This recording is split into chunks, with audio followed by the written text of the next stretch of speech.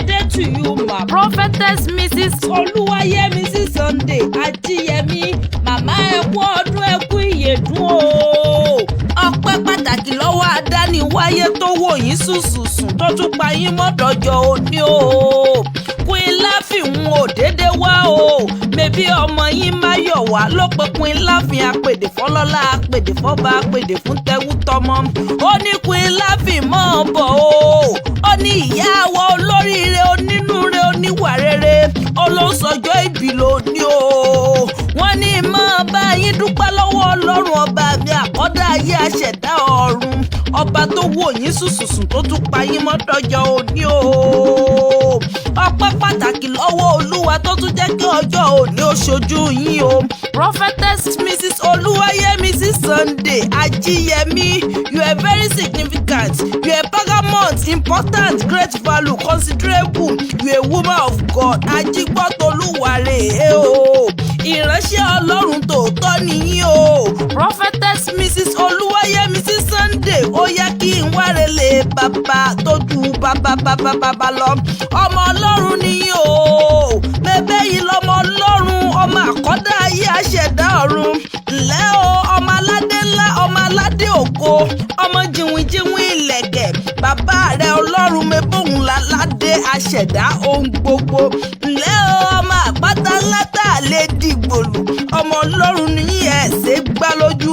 Prophetess ọmọ Ọlọ́run nìyí ẹ̀ ṣe ta láyà. Ọmọ fi màálù sọ́dún ìgbàgbọ́ nìyí o. Queen Láfìn mẹ́yà lẹ́kìtì kété. Mẹ́yẹ kí ẹyẹ mi pàtàkì wòlíì Olúwayẹmísí Sunday Ajiyemi ọmọ òlú Òrópórà Èkìtì gan lọ́mọ ẹ̀yà o. Yọkùn òyìnbó náà mẹ́kí ọmọ Èkìtì. Ó wà tí kàrẹ́ lọ́mọ Èkìtì kété. Ọmọ wa ọmọ ẹkùn Láàfin. Ọmọ olóṣè méjì takọtabo. Ọmọ olóṣè kó máa rí sùn ọmọ dìgbà oṣù tọrẹ kí n bá ti gúnyán sópọ̀nà tán ó gbẹ́ ní mọ̀mẹ́bí pàlejò. Ọmọ olóbì ìṣirò gbòdò. Ọmọ olóbì iṣu karùn kàntín. Ọmọ alágbàdo ọ̀yà àyà tán. Ọmọ alágbàdo àrìmọ̀gbé sínú àgbàdo. Yẹ́mi ikú ọdún ikú ìyèdún. Yẹ́mi á tún kì ọ́ sórí kì í wúlé ọkọ kó mọ̀ fẹ́ ọlá ya o. Èyí ni ìlú Adó Èkìtì. Ọmọ Adó ọ̀rá àfikàrà sábẹ́ ewu jẹ́. Ìkàrà ṣèjì nínú agbágbá tèmi ṣùkókó lúlẹ̀ ọkọ̀ rẹ̀ o. Kó orí kò nílàlẹ̀ wù lúlẹ̀ ọlọ́múràn. Àpáta nímọ̀ lálẹ́ wù lúlẹ̀ ọkọ̀ rẹ̀.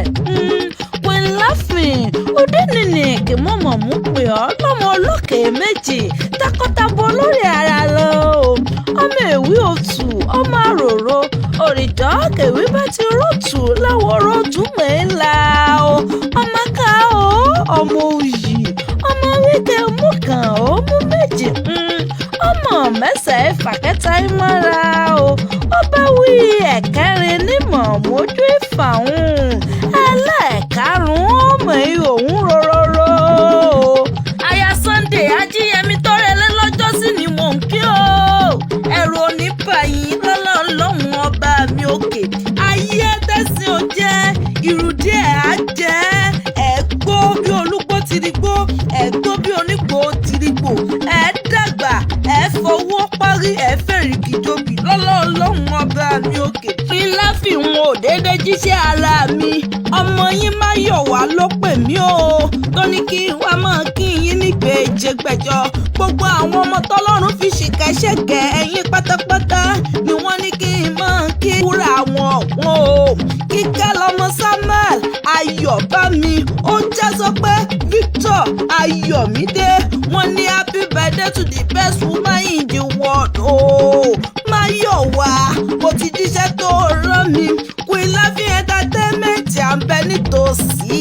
Ẹgbẹ́ wa láago lónírúurú ayẹyẹ tẹ́ ẹ bá fẹ́ ṣe. Cultural display, wàá birthday surprise, jiggle walk, MC, alága ìdúró alága ìbẹ̀rẹ̀. Ìdùnnú yín ṣe bọ́ọ̀n láyọ̀ tiwa.